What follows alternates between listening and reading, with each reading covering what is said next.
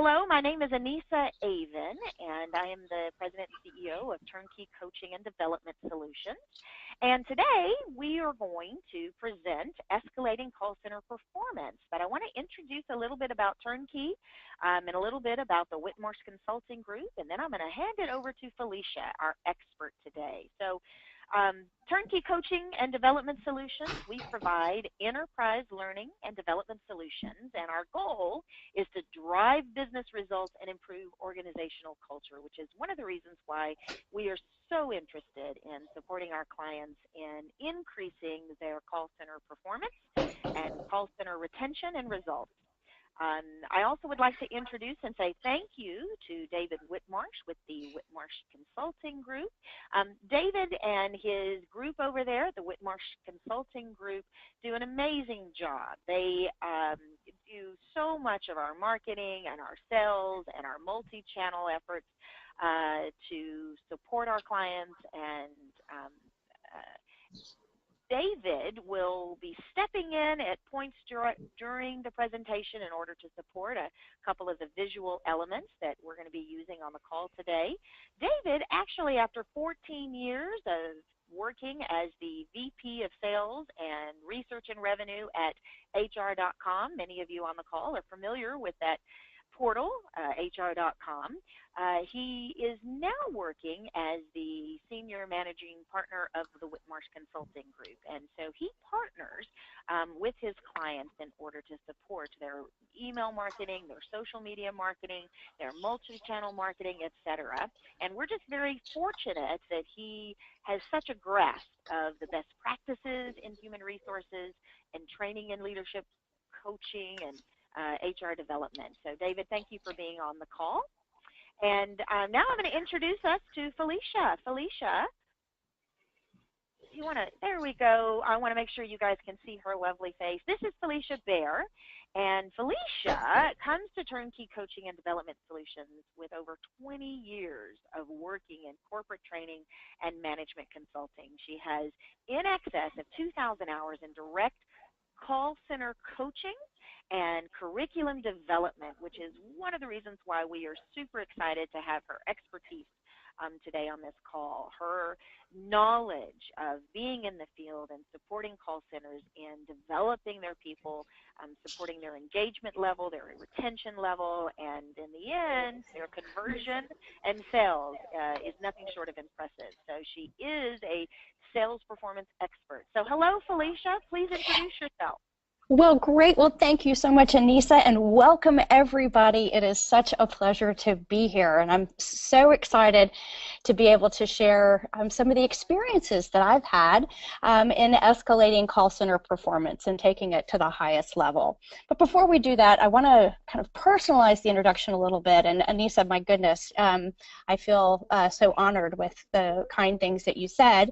But some of the influences behind today's session are based on some of my best coaching work, and that is you see a picture there of a movie poster, and the center figure is my youngest son, Dylan Bare, who is a young actor out in Los Angeles, and I am the proud momager of Dylan, and it's so great as a young adult to have that coaching relationship with my youngest son. But I really honed my coaching skills in working with my eldest son, Creighton Bare. And Creighton actually recently retired from his first profession, which is professional baseball. And raising an athlete, hailing from Dallas, Texas, you can probably guess that I have an affinity for sports. And you'll see some of those influences as we go through today's presentation. So those are my two favorite coaches. Now, my husband's also a favorite coachee, but you know, he admits it, you know, occasionally. But I'm so proud of what we've been able to do together. So let's talk about our objective for today. The reason you're all on the call, and thank you for taking the time out of your very busy schedules to join us, is that as practitioners, we have the opportunity in webinars to share our winning game plans. And that's exactly what we're here to do. You know, we've all put strategies and plans in place, and all of us have had some that, you know, have been better executed than others. And I'm just super honored today to share 3 examples of where we have helped call center performance escalate to its highest levels. So let's take a look at the agenda that we'll cover today. We're going to start out with an interactive look at today's performance challenges. You know, expectations for call center performance has never been higher. So we want to look at where you are and get an understanding of what are the performance challenges you're facing today. And then from there, I'll highlight 3 approaches that we've taken to answer the questions: what do you do about super agent syndrome? How do you learn sales through service? And what is a clued-in customer experience? And then in our remaining time, we do have some questions that we'd love for you to chat in if we've got some time, and if not, we'll follow up with you, because we certainly want to be able to learn from all of the experience that's here on the call with us today. So as we look at call center performance, it's one of the most highly measured and monitored in business today. And in just a moment, you're going to watch a short video. And as you watch, take a look and see if any of the performance challenges might be familiar to you. So David, I'll turn it over to you.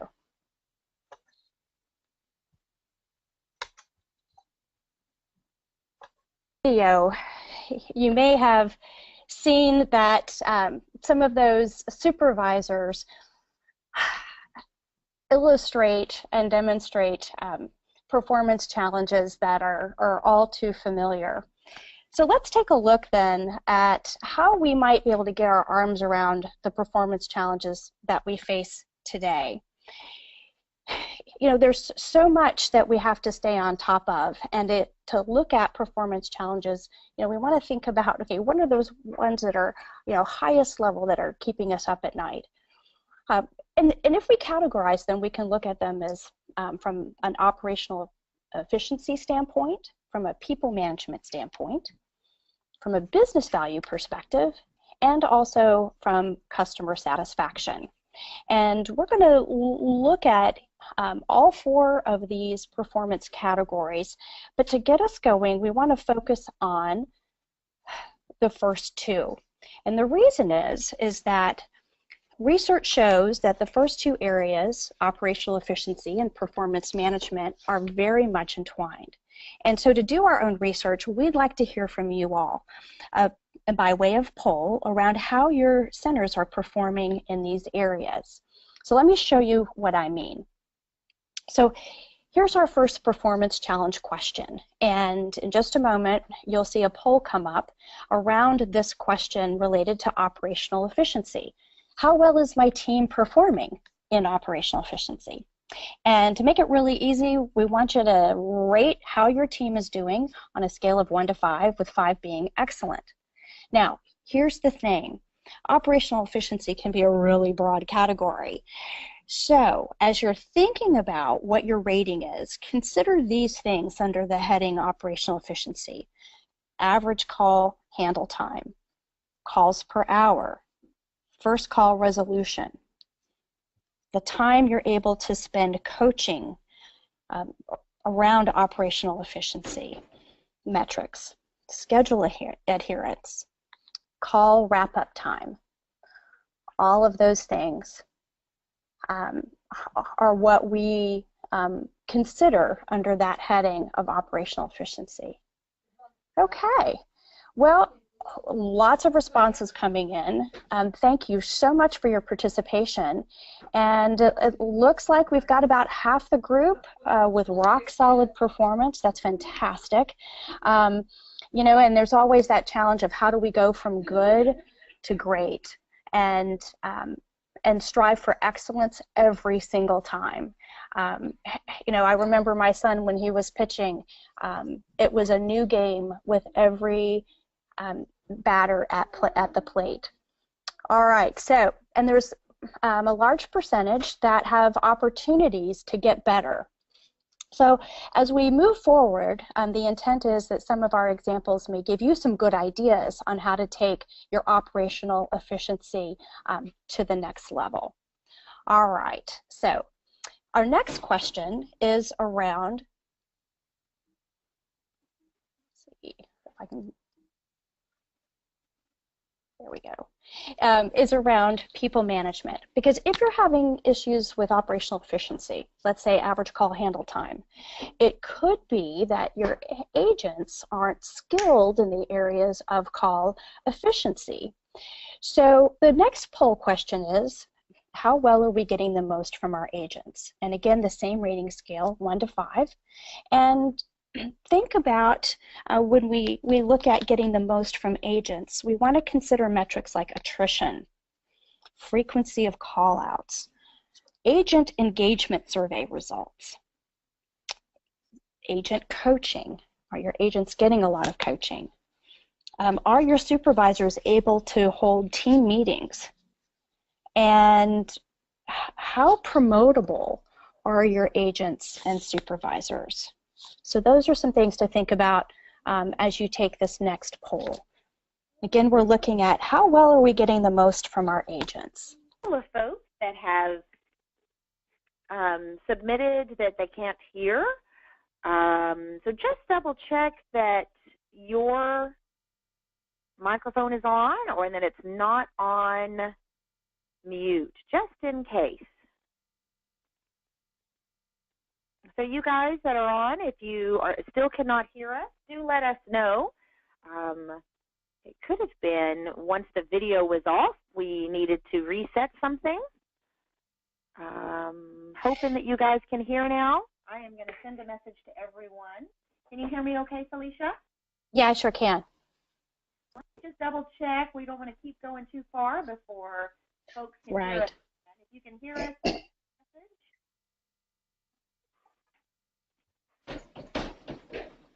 it seems like it's an isolated instance, so we'll keep going, and we always do record these, so if there's an issue with your volume currently, you can view the video or the webcast in recording state, and you'll be able to hear it then fine. Right. Okay. So it looks like it's an isolated issue, so hopefully folks you'll be able to hear again now that we're regathering. So, okay, Phylecia, please proceed. Great. All right, wonderful. When we take a look at the poll results, fantastic. Everybody is performing very, solidly for the most part in that good range. And like before, we all want to strive to how do we get that consistent, excellent performance? How do we escalate the performance so that it is each and every call? And again, for those of you that have opportunities to continue to improve in this area, I'm excited to share with you 3 examples that you may absolutely feel free to utilize in your own call centers. All right, so without any further ado, again, thank you so much for your participation.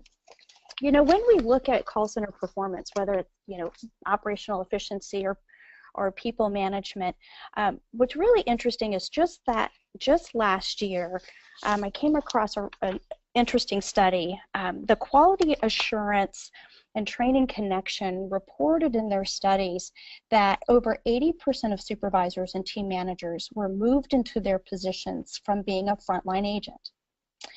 Now, they also reported that while those new supervisors received some training on their new role, including some general supervisory issues, only 20% of the supervisors reported that they received specific intentional training related to coaching operational needs, like how to perform call monitoring and how to give feedback and how to coach agents from a performance management perspective. So it's pretty clear that there's a lot of room for a very focused, intentional approach. Because when this happens, when agents are moved into supervision, we have what could possibly occur as super agent syndrome. I should have added some dramatic music, da-da-da-da. But super agent syndrome happens when a supervisor is still performing as that super agent, which is the reason why you promoted them to that supervisor role, right? They were the best of the best on their team. They exceeded all expectations and all performance metrics. They had the passion and the desire. However, once in the job, right, they struggle. In fact, that super agent performs 80% of their job just as they did before and struggles with the remaining 20%. Whereas a well-coached and trained supervisor spends 20% of their time doing agent-related work and 80% of their time focused on their people and operations. So therein lies the gap. And what do we do about that? Because if you've got super agent syndrome, then you might have some operational issues like inconsistent metrics. And you may also see some people management issues where agent performance is inconsistent. There's a lack of motivation. Poor call quality happens. So how do you deal with it? Well, you change the game by coaching the supervisors to become the game changers. And we've had a lot of great success with an approach that involves coaching the coaches, and with the intention of helping those call center coaches move into their supervisory role. So we call the program Coach the Coaches Moving into Supervision. And here's our winning game plan. We try to break it down into 4 key plays, and the first is around orientation, where we spend some time on site meeting and learning the call center operation. And we do a lot of observation, observing teams and agents in action. We listen to calls. We host focus groups with the goal to earn the right and build trust to be on-site coaches. And we want to be seen as an extension of the call center team and not these folks that are coming in to tattle or to report performance. You know, we want to take the fear factor out of our presence. And so we work really hard to learn the acronyms and the nomenclature, and certainly the products and services that are a part of the call center customer strategy. From there, then we host the kickoff, and that's where the woohoo and the fun happens, where we bring the supervisors that are going to be participating together. And typically it's a group of about 20 on average, and it's a fun half day where the supervisors learn all about the program. We divide them up into teams. They create their uniform of success, and they define as a team, as sub-teams, their desired results for the program. So what do they believe needs to improve? And we seek to align what they see needs to improve, you know, certainly with what the call center management desires to improve. And we have music and lunch, and we do some team building fun, and that sets the stage for the next key play, which is our 10 weeks of on-site coaching. Now you might be gasping, 10 weeks, but what we found year after year, center after center, is that 10 weeks is the ideal time frame to get to know everybody, to become that valued, trusted partner, and to see results. So what happens in that 10 weeks is that each supervisor has 45 minutes of one-on-one coaching, regardless of their shift. So we are on site, and we help those graveyard supervisors as well as we do the day shifts. And when we're not doing the one-on-one coaching, and we, by the way, let me say this, is that in the one-on-one coaching, we meet each supervisor where they are, because we want them to be the best that they can be as individuals, and every supervisor is unique, as well as their team of agents.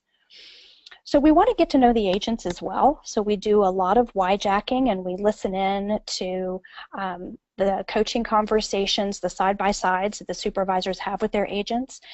We observe team meetings. We meet with the call center managers and senior leadership team to be sure that any operational issues that need to be shared are, and that we certainly report back progress as we're moving forward. We also work really closely with the QA organization and the training organizations. Can you hear me okay? Yep, sure can.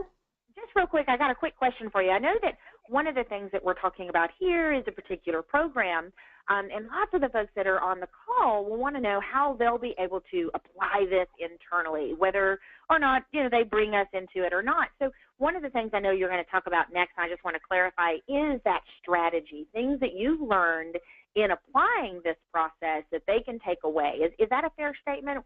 Absolutely, absolutely. That's exactly what comes next, because the context around that is, okay, what are the key steps of the process? If we want to be sure that every base is covered, what are the things that we want to do?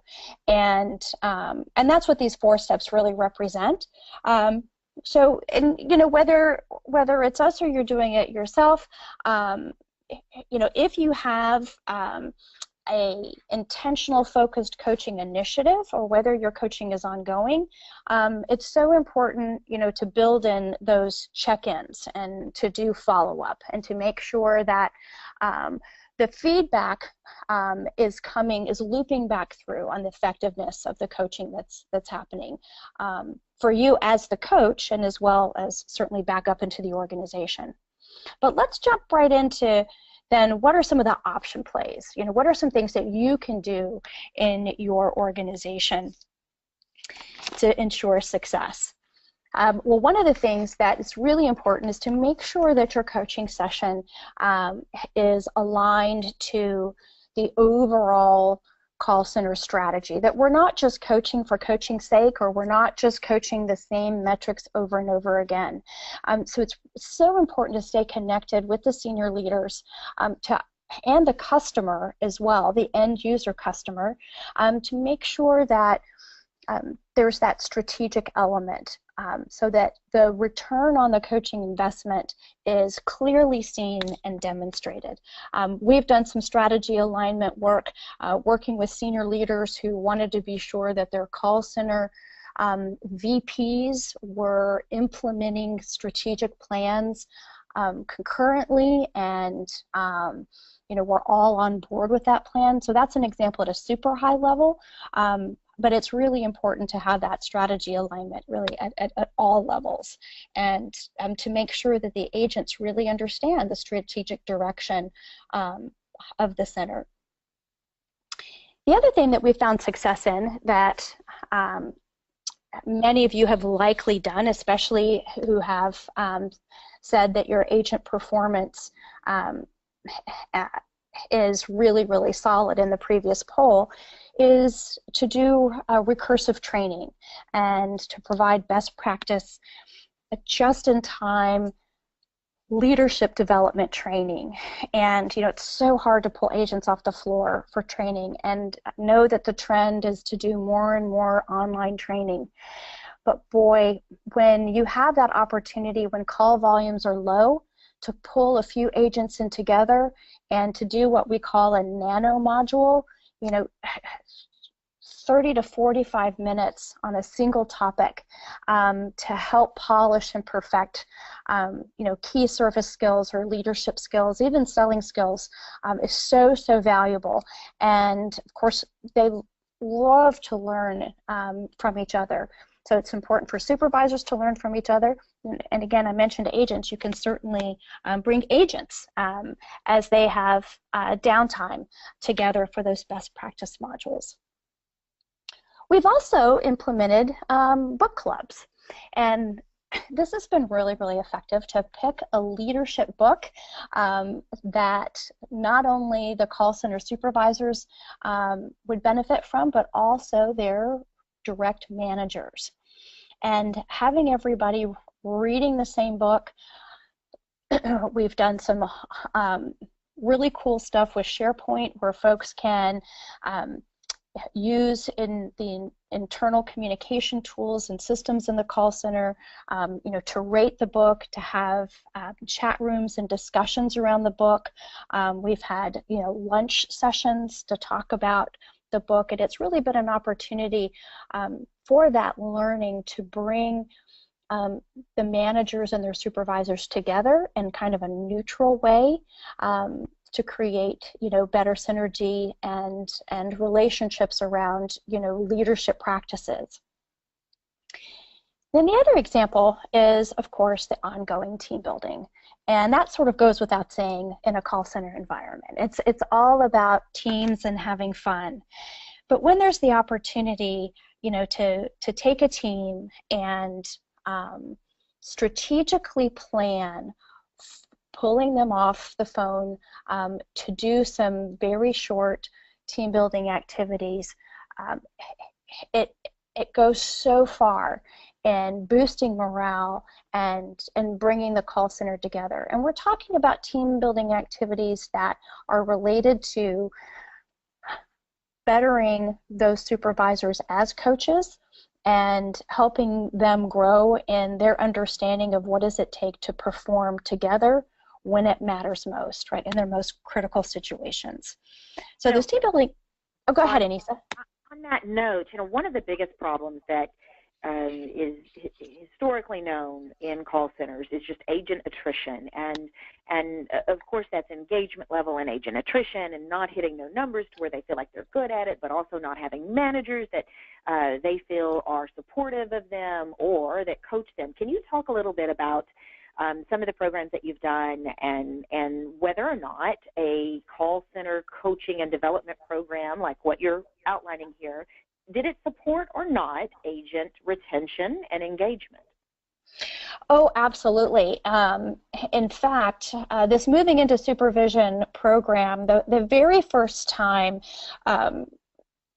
we put it into practice, agent engagement was, I think, at like 30%. And the call center VP said, he was looking to replace his agents, and because their engagement was so low.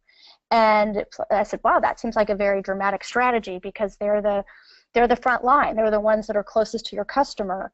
And I said, I would look, beyond the agents. And he said, well, I don't have a good handle on my supervisors. And I said, well, have your supervisors, have you ever done an engagement survey with your supervisors? And he said, no. And I said, well, I wonder if it would be interesting to see if the agent disengagement was due to supervisor disengagement. And in fact, that's what exactly played out. That was the reality. And so then the question was, well, let's go up the next level. And how are the managers feeling? And as it turned out, the managers were engaged in some counterproductive behaviors. And so by doing those engagement surveys, it provided some clarity on sort of the root cause of what was going on. So how did we change and impact agent attrition? As we focused on the supervisors. And the VP in this example chose to make some changes at the management level after appropriate interviews and performance management steps, and we put in place this moving into supervision coach the coaches program. And at the end of the 10 weeks, supervisor engagement was over 85%, and agent engagement was close to 90%. I mean, it was huge. The feel of the call center was completely different. Positive voices, smiles. It was a completely different workplace, and but it was a really interesting process to it's not always, the issue isn't always what you think it is on the surface. did you say that over 10 weeks, it moved from a 20% engagement to 80? Did I get Yes. the numbers correct? Yeah. Yeah. And can you expand a little bit upon, when we say coaching, I know what coaching means, but in my mind, when it comes to call center coaching, one of the things that I think about is a lot of times in call centers, it's what's next, let's get to the next call, let's get, how many minutes are we on that call, et cetera. And what I have observed is that there are times when an agent doesn't necessarily talk to their supervisor unless something's going wrong, and vice versa. The supervisor doesn't talk to the agent unless something's going wrong. How, in your experience, does the coaching support both rewards, recognition, coaching for performance, coaching for improvement, as well as acknowledging just the situation inside a call center? How might can you get a little more granular or give us an example of a coaching situation in where the dialogue was facilitated to support greater engagement in the moment, for example? Sure. So in the, well, first of all, in order to make the coaching happen, typically what we've found is creating a dynamic schedule, and the dynamic refers to call volumes. Everything is predicated on what the call volumes are, and certainly staffing and how well the call center is staffed. And but creating that dynamic schedule, supervisors are given a time when their coaching session is to happen during that 10 weeks. So it's a commitment that the call center leaders make, and we work really hard to keep to that schedule as much as possible, although it's again, it has to be really flexible. But in working one-on-one with the supervisors have an opportunity to talk about in confidence those areas of being a team lead that they are struggling with the most. And it could be with those areas of operational efficiency. I'm really having a hard time with my team hitting their first call resolution metrics. And in the coaching conversation, we would seek to understand what conversations have they had, what's the approach that they've taken, and then listen in to those agents, either through calls that have already been recorded or live calls. And that data then gives the coach an opportunity to be able to provide insight and advice on practices that maybe they haven't taken, to raise that first call resolution. Sometimes it could be that the agent really doesn't even know what that is and what's expected of them, and that it goes back to lacking the customer service basic skills to be able to be efficient. The agent may not be asking the right probing questions in order to ensure that everything that's on the customer's mind or everything that they're concerned about is handled in that call, so that reduces that call back. So it could be, as simple as we listen in together, that the agent's missing, asking, what else can I help you with today? Then that may even be part of a script that's in place, but it may not be asked consistently. So that's an example of how granular we can be.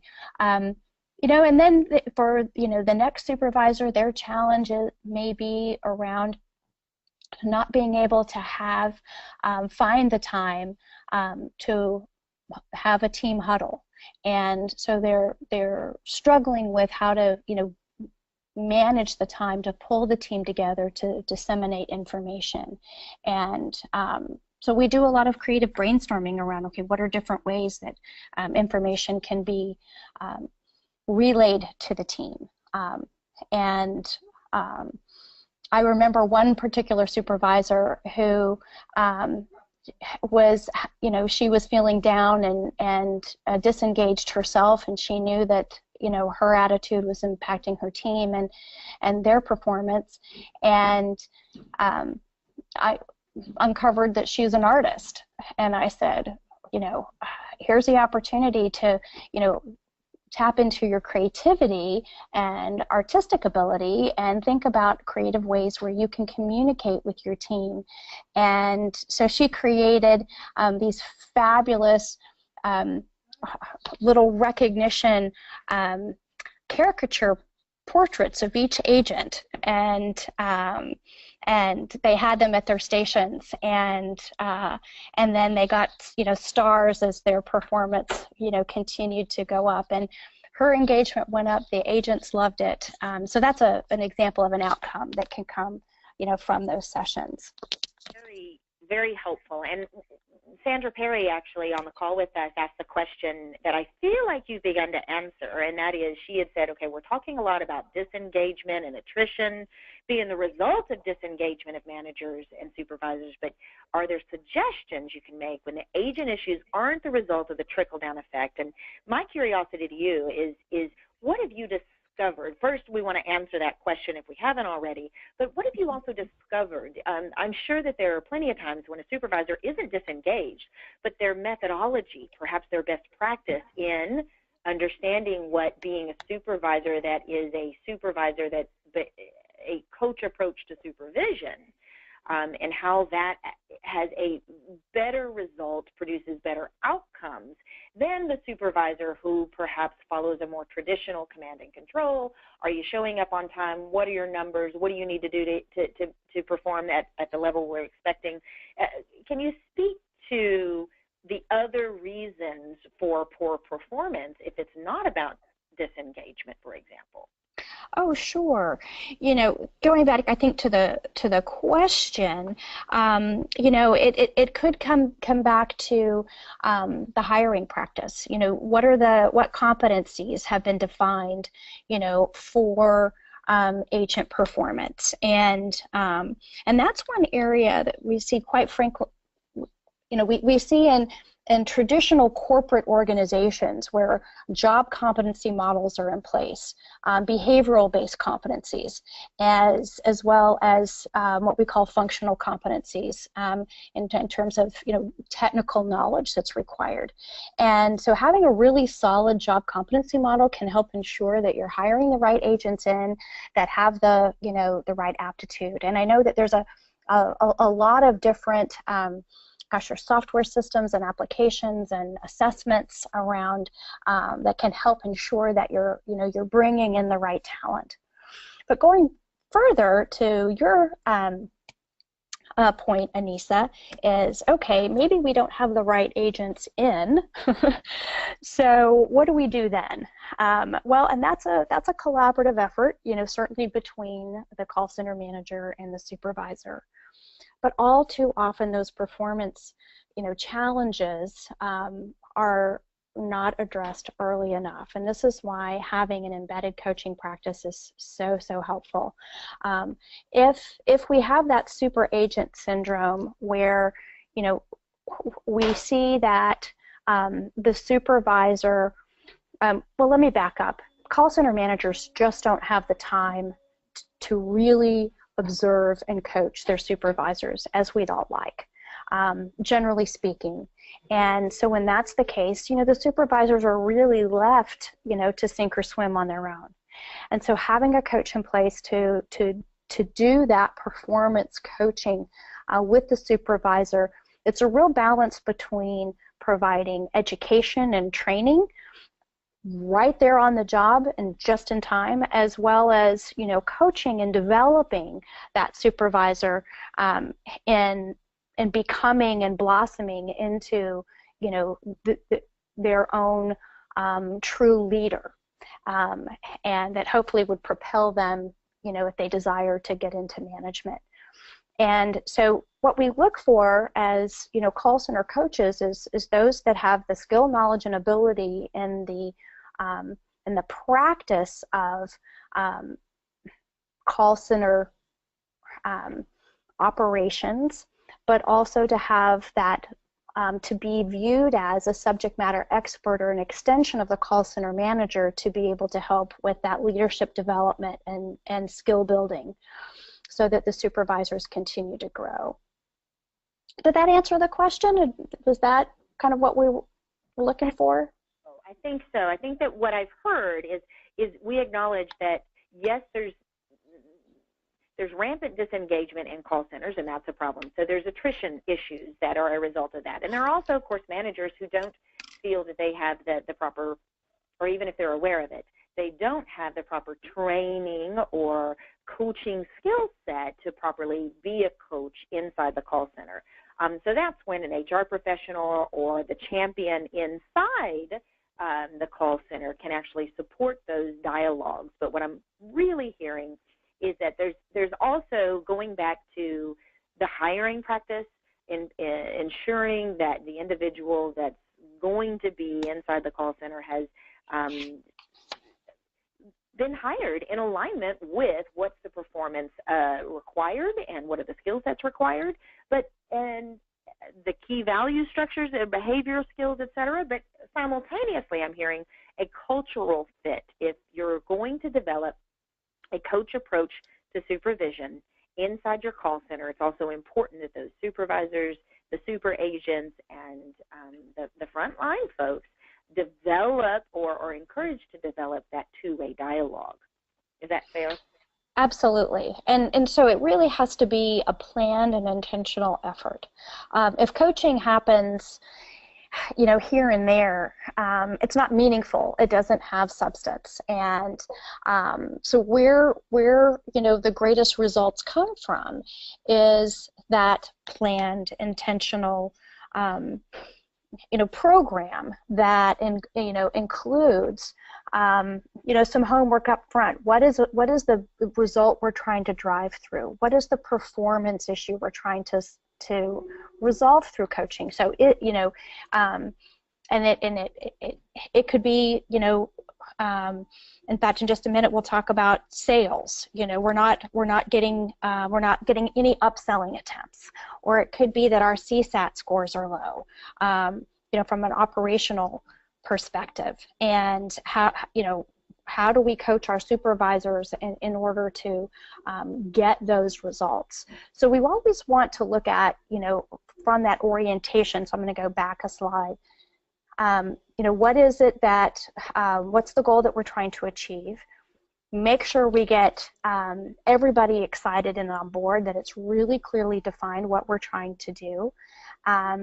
And you know, and then put some boundaries around it. So this is an intensive, you know, we're going to boot camp, you know, or it's a training camp, and you know, every professional athlete works on the fundamentals, and they start every season, you know, with practice. And so that's the approach where we see, you know, you get the greatest results, is having that intention.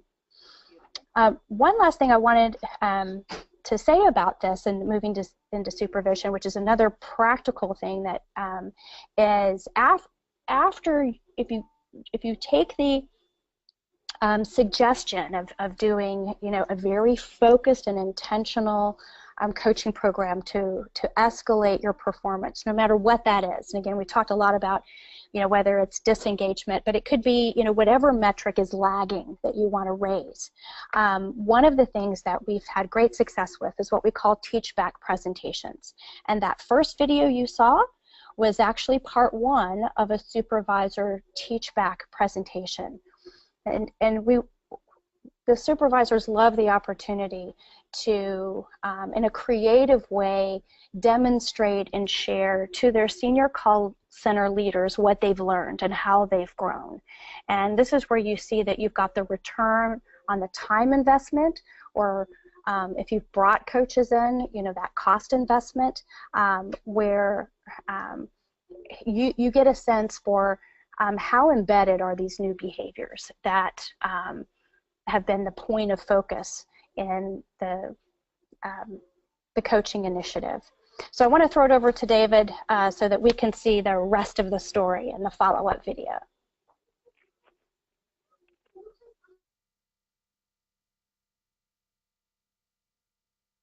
Okay, great. Can y'all hear me? Okay, because I had to jump out for, I had a error message come up. So as you can see, one of the things that we've been talking about is, you know, how do you put into play a coach the coaches practice that gets results and escalates call center performance. In this next example, I want to talk just real briefly about sales performance, because that's another key area where call centers are held accountable in today's world. So in our next performance challenge question, would love to hear from all of you, how well are your teams supporting your sales objectives? So when we look at the sales performance, we're talking about commission payouts, revenue per call, conversion rates, the ability to do sales coaching, agent upselling attempts, sales per agent. And just like before, we want to do a rating from 1 to 5, with 5 being excellent. So David, can you take us to the poll? Here we go.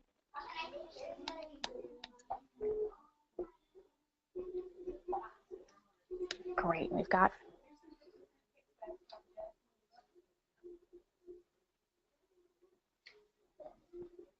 all right.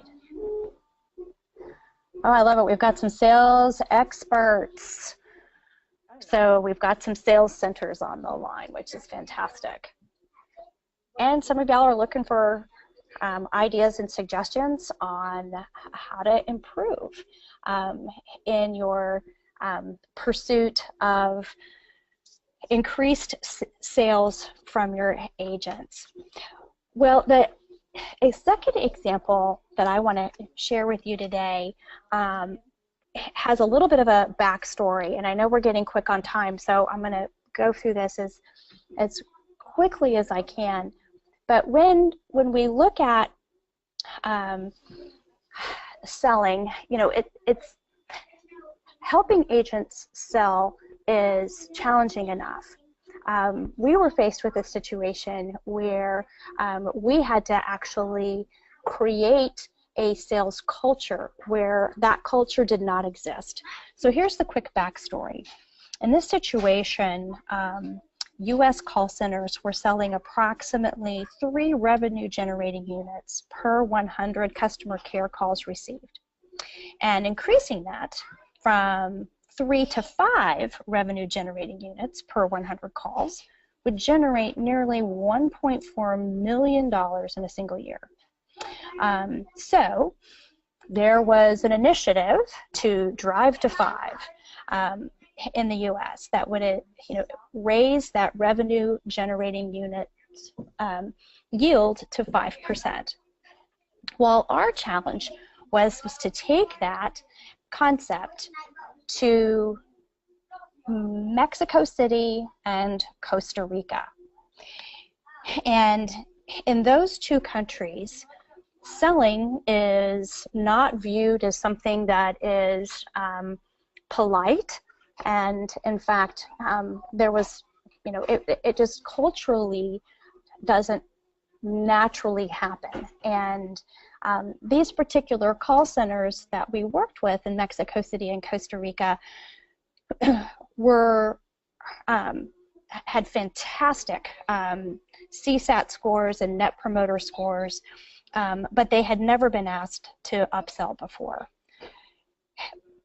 The program that we looked at involved 60 supervisors, so 20 in Mexico City, 40 in Costa Rica, and those supervisors, their teams, their agents served the Texas market, the Los Angeles market, and New York City.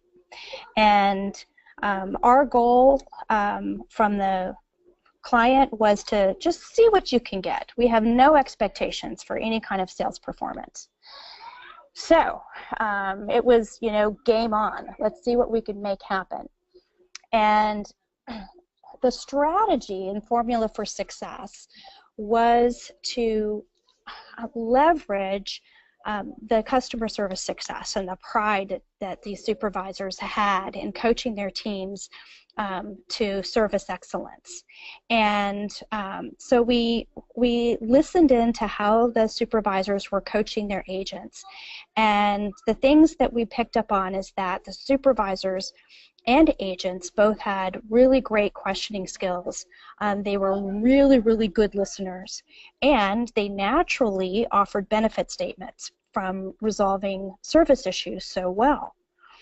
So in our coaching sessions with the supervisors, we coach them to see that the manner in which that they were coaching today resulted in greater customer awareness around how those issues were resolved. And this is exactly what we were asking them to do, but just on a different subject. So in creating greater customer awareness around how those service issues were resolved, opened the door to also create broader customer awareness around products and services that they may not know about.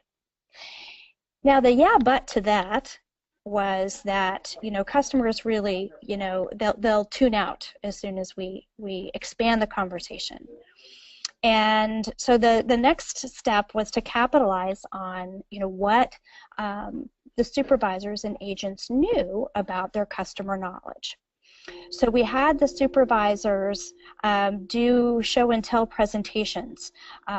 Those supervisors who had traveled to Texas and Los Angeles and New York to share about their trips and what they've learned and what they know about their customers.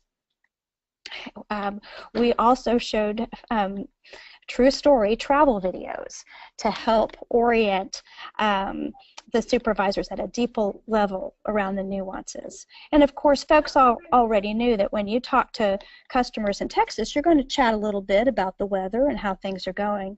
But in New York City, you're going to be as quick and as focused as you can be. And so we really looked at, how did they tailor their service calls to a sales environment. Now, there wasn't any sales training available for these agents from an organization offering. So we supplemented the coaching work that we did with discovery-based, fundamental call center sales training. And in fact, we called it no selling sales training, in that we took all of the language that would typically refer to selling out of the program and made it an extension of service. And taking this kind of approach worked really, really well, in that at the end of a 120-day engagement, these call centers who were at 0 revenue generating units when we started were consistently hitting 3 revenue generating units per 100 calls, which netted $840,000 in unforecasted revenue. So it was a win for those agents. They were so excited. They didn't know that they had it in them to be able to expand the call in that way. Call center leaders were very supportive and helpful, because as the agents were trying and practicing their skills, their average call handle time numbers, were horrible. But things balanced out. They gave us the opportunity, a window of time for those agents to try and to practice their skills. And of course, as a coach, being there right alongside and being that champion and cheerleader, the supervisors' confidence went sky high. It resulted in several promotions at the director level, the manager level, the supervisor level,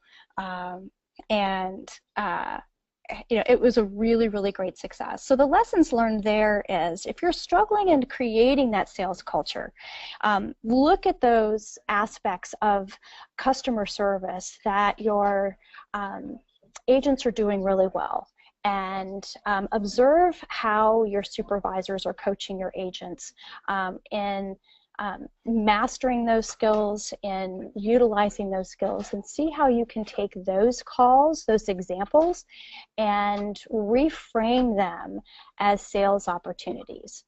And you know, that was the magic that helped us escalate performance in that situation.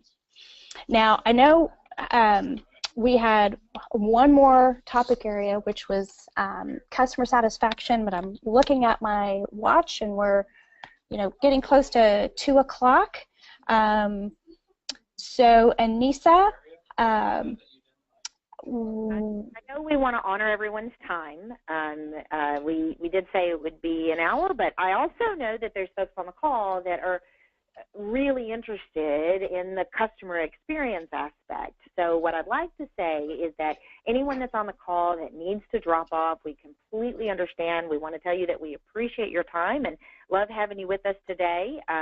We will be offering a complimentary call center coaching consultation. And what that basically means is whether you have a program internally and you just want a second ear to evaluate what's working, what's not, we offer a complimentary conversation to just be that second brainstorm or organizational development, employee development ear for you. Or if you're looking to improve upon something that you're doing or looking to outsource, we would love to hear from you. You can reach us at 281-469-4244 or leader@turnkeycoachingsolutions.com. But for those of you who would like to hear more about this next set, Phylecia, I'd love for you to continue. Okay, great. And it should take about 10 minutes to go for this final example.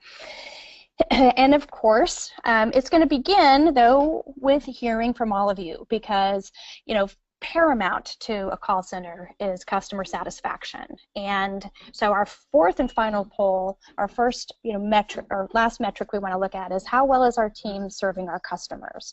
And so y'all know the drill. The rating scale hasn't changed. When we think about customer satisfaction, you know, certainly it's the CSAT scores, it's net promoter scores, it's call quality. It's, you know, what kinds of customer feedback are you seeing in social media, and could include abandoned call rates. So those are the kinds of things that make up customer satisfaction. All right, look at this. We've got service champions on the line. That's fantastic. So we've got folks chiming in. We've got some folks that are performing on the excellent level. We've got some folks that really see opportunities to improve in CSAT, when we've got some folks right in the middle. So very even distribution of responses. That's really, really great.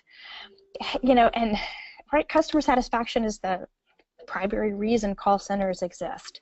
And in today's environment, basic service isn't enough to get the scores that are required. And customers, you know, they're so tired of at the end of the call, you know, we invite you to stay on the line for a brief survey.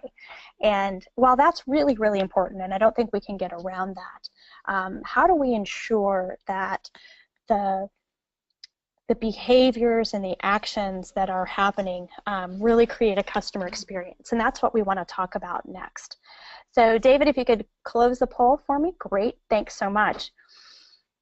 Well, we had the opportunity to work alongside a call center to create what they called a clued-in customer experience.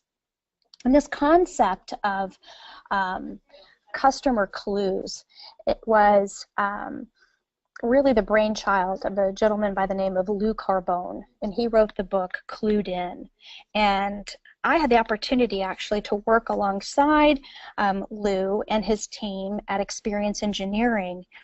And in this particular example, the business case for a different customer experience was because in looking at the demographics of the most satisfied customers, well, I should say it this way, the most dissatisfied customers were their most valuable customer base from a revenue perspective.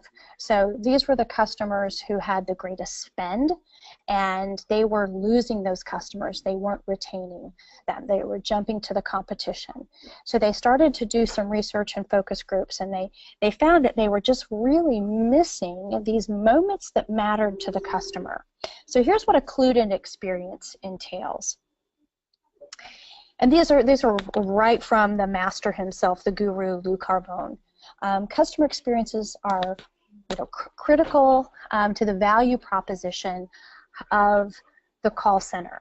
And so you've got to be really clear in kind of what kind of experience you want to create for that customer. And emotion is at the root of the customer experience. So whatever your agents, the type of product or service that they are engaging their customers around, they certainly know the strong emotion when the customer is dissatisfied. Boy, that hits them, front and center. But what we don't think about are those positive experiences when the customer is really, really satisfied, right? Because they're not going to call in and say, hey, I've had a great customer experience with your product or service. So that work has to be done up front and communicated to the agents and the supervisors in the call center. And again, it's a focused and intentional effort. So to identify, what emotion do we want the customers to have other than just feeling good? What does good really look like? So there are sensory clues that impact customer experiences and actions. And so do we want that customer, when they're using this product or service, to feel smarter? Do we want them to feel more connected and therefore, energized? Do we want them to feel like they have greater life balance? So what are those sensory clues and emotions do we want to have? Helping your agents and supervisors understand, how their customers think is really today's competitive edge. So you're seeing a lot more emotional intelligence training happening in call centers. So if that's something that's a base that you've not covered from a learning and development perspective, boy, I would really explore that. And the more you can help your agents understand what that customer experience is, then the quality of service that they provide just naturally goes up. And then that enables you to design and deliver the drivers that create those moments that matter, those memorable, meaning experiences. And that's where customer retention comes in, right? I know as a customer, there's no such thing as a perfect product or service. So when I'm calling in with a problem that needs to be resolved, if there is empathy, if the agent understands what it is that I should be feeling, that I'm not feeling, and that is consistently addressed throughout my entire customer experience, then you've got me, right? I'm loyal. So here's what that looks like. This may sound a little lofty, but when we look at creating a clued-in customer experience, it is that balance between training and coaching. We would ask the questions around, what is your product or services experience motif? And what we mean by that is, how do you want that customer to feel when they're using your products and services? And again, that's something that we generally don't talk about. So that's a new conversation, to have with call center leaders. And then the next question is, what is your clue print? So looking at mapping the end-to-end customer experience from the first time that they acquire that product to the time that they engage the call center the first time. What does that first call look like? What does the second call look like? What does their third call look like? When might a technician engage? that clue print documents all those moments that matter when their emotional framework could change. And we want to know what those moments that matter are so that we can look at what are the service provider behaviors that deliver that experience every single time. And then, we take a look at what's happening now. And generally, nobody's ever thought about this whole emotional framework, these moments that matter, right? These clues. And we've never really trained around that. So it's a whole new opportunity to provide a higher level of service. So an example outside of a call center world that if you've ever stayed at a very high-end luxury hotel, you have the warm greeting when you pull up, from the valet, and you have someone offering to take care of your bag. You have the front desk greeting you and not only checking you in, but orienting you to all of the services that the hotel offers. And then when you get into the room, you see your wardrobe, a bathrobe on the bed configured in the shape of a swan. How in the world they do that, I have no idea. And the toilet paper roll looks like a flower, right? And those things are done intentionally, right? They create an impression. They are the clues that say that you've arrived at a high-end experience. And that's really what we're after here, or what are those clues that create that feeling that, wow, I'm really being taken care of at a level that I didn't expect.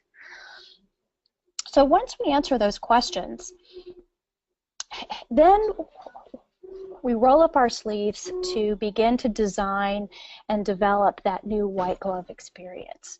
And so what does that program look like? In the real world example that I'm speaking about, we designed and developed and piloted this advanced clued-in training for all service providers. Now, the challenge is that the program had to be the same for everyone, right? Everybody had to understand this emotional framework and these clued-in moments that matter from the very first touch point with the customer to the ongoing, customer engagement. And we had to create that for every service provider that touched the customer. So it was for the customer service call center agents. It was for the chat room agents. The program had to be designed for the field technicians, and it had to be designed for the outbound sales and retention teams. So it had to be, in essence, the same program, but it had to be customized to each and every role. So how did we do that?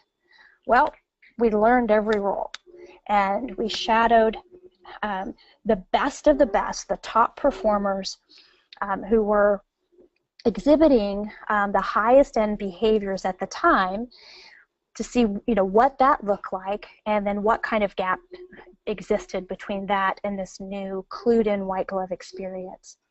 I myself donned a technician's uniform and rode in a van for a week because I'd never experienced what that customer interaction looked like from a field perspective. I walked the streets with a direct sales team.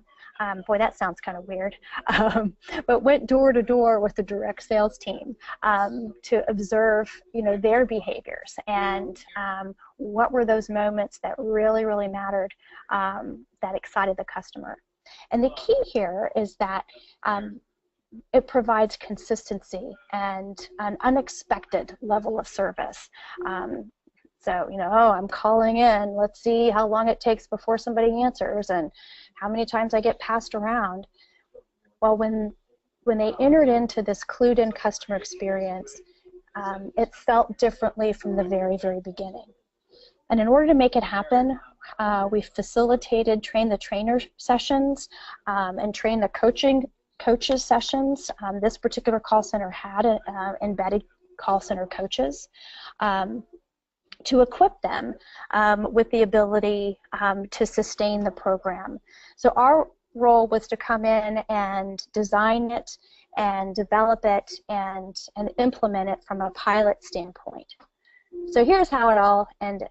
The pre-engagement of the program, we had a specific market that we piloted the program in.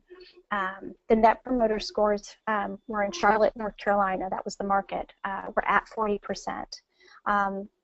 The post-pilot training scores went up to 80% in the first month, which prompted the program to go national, which at that point was the go-ahead, to train all of the trainers, and so that they could then implement the program nationally, which was a big endeavor because it did change operational practices. So there were process changes that were a part of this, and I have to give credit. There was a team of folks who we worked alongside who did all of the technical training because there were, again, process changes that there was a whole, I wouldn't say completely new agent desktop that was developed, but an enhanced agent desktop to be able to provide this higher level of service, so that all service providers who were engaged in this particular clued-in customer experience could see all of the notes from all of the other service providers. They had the ability to, reference what other service providers had said to the customer, commitments that were made, how they were troubleshooting issues, how they were going about upselling the customer, and in fact, a lot of sales were closed by the field technicians, and they were pretty excited because they had an opportunity to get some commission dollars. So I'm sure there's a lot of questions around that. It was a very innovative opportunity, kind of a career, part of my highlight film to be able to do that kind of work. So that is the third, experience that we wanted to share with you today. Thank you, everybody who's hung in there on the webinar and have, stayed engaged and been a part of the process. We started out looking at, what are the call center performance challenges, and it's a tough business to be in, but boy, is it so rewarding when you see those metrics start to change and you see, employee retention go up and customer satisfaction go up. There's few businesses where you get that immediate feedback that you're doing the right things, and that's so energizing. And the areas of operational efficiency, people management, sales, customer satisfaction, they're all intertwined. So what I would like to leave you with is that in the three examples that we shared, whatever notes that you've taken, pick and pack and pull from those ideas and get creative, because what we found is that there's really no concrete prescription. It's about adding to your toolkit and participating in webinars like this and learning from other practitioners around what they're doing and idea sharing, because these are just three examples of things that have done and that have gotten results. And as Anissa said, we're excited to have the opportunity to talk with you in your complimentary consultation to answer more detailed questions, to get more specific around where you are with your performance challenges. And again, thank you so much for the engagement with the polls, and I hope you found this to be a meaningful and valuable time spent today, and it's been a pleasure to have the opportunity to share a little bit about what we've done to escalate call center performance. beautiful. Thank you very much, Phylecia. I really appreciate your expertise and sharing with us some real examples and hopefully some items that folks that were on the call today can take and ponder and evaluate the things that you're doing already, and hopefully have some ideas for improvement. I would welcome an opportunity to speak further. We will be reaching out to see if any of you would like the recording. We will also be having additional call center performance webinars, so stay tuned for that. David Whitmarsh, thank you so much for hosting today, and anyone that would like to give us a call, don't hesitate, 281-469-4244. Take us up on that complimentary consultation. We look forward to connecting. Thank you, everyone, and have a great day. Thank you. Bye-bye. Bye-bye.